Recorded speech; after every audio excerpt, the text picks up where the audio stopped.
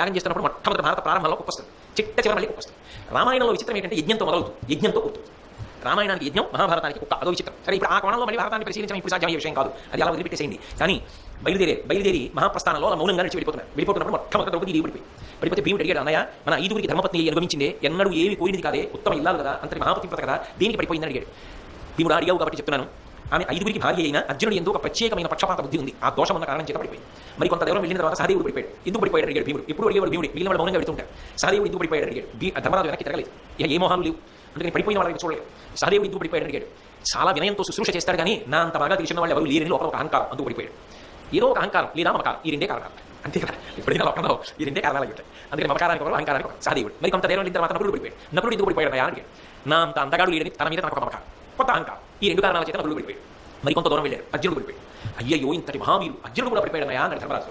భీముడు అంటే ధర్మరాజు అన్నాడు, ఇతనికి వైరివీరుల పట్ల చిన్న చూపు, కౌరవులందరినీ ఒక్క రోజులో గెలుస్తానని అన్నాడు. నిజానికి అలా గెలవడం సాధ్యమా? గెలవలేదు.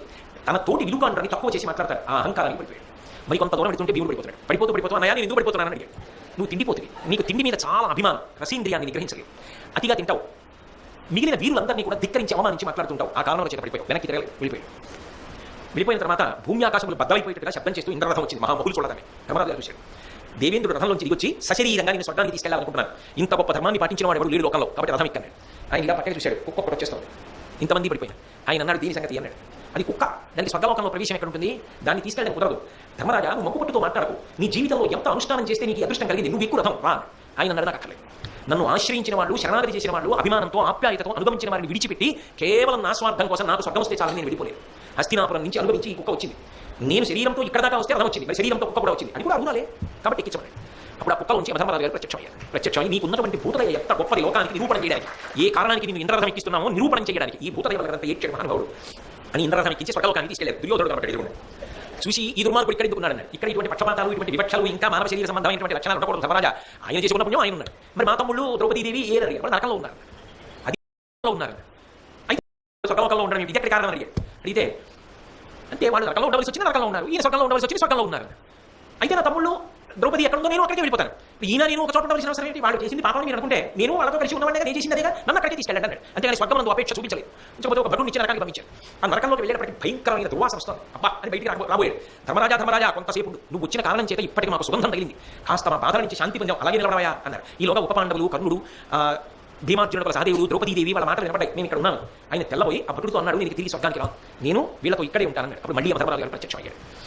నీకొక్కడికి స్వర్గం వచ్చిందని వెళ్ళిపోతావా, నీతో పాటు నీ ఆజ్ఞ జబదాటకుండా నేను అనువర్తించిన వాళ్ళు ఉన్న చోట ఉండడమే న్యాయం అని ఉండిపోతావా, మేమిచ్చిన తీర్పు కాదు, నీకు నువ్వు తీర్పు పెట్టుకుని ఇక్కడే ఉంటానంటావా అని మూడో మాట పరీక్షించా. ఒకసారి వైతవనంలో పరీక్షించా, అరణి పట్టుకెళ్ళిపోయిన లీలియా, రెండవసారి ఇంద్రరథం దగ్గర కుక్కలా పరీక్షించా, మూడవసారి ఇప్పుడు పరీక్షించా. ధర్మరాజా నీ వంటి మహాత్ముడు లోకంలో ఉండడు, నీకు ఒక ధర్మ సూక్ష్మం చెప్తాను నేను.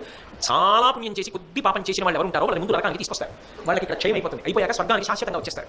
తక్కువ పుణ్యం చేసి ఎక్కువ పాపం చేసిన వాళ్ళని ముందు స్వర్గానికి తీసుకెళ్తారు, వాడు ముందు కొద్దిగా సుఖం అనుభవించేసి తర్వాత పాపం అనుభవించడానికి వెళ్ళిపోతారు నరకానికి. దుర్యోధనుడు రెండవ పాలకి చెందిన వాడు అనుకున్నాడు, వచ్చేస్తారు ఇక్కడ శాశ్వతంగా, వీళ్ళు అక్కడికి వచ్చేస్తారు, కాబట్టి నువ్వు రా వీళ్ళని తీసుకొచ్చేస్తున్నామని తీసుకెళ్లారు. ఆ దర్శనం కూడా ఎందుకు నిన్న రోజు మీకు నేను మనవి చేశాను.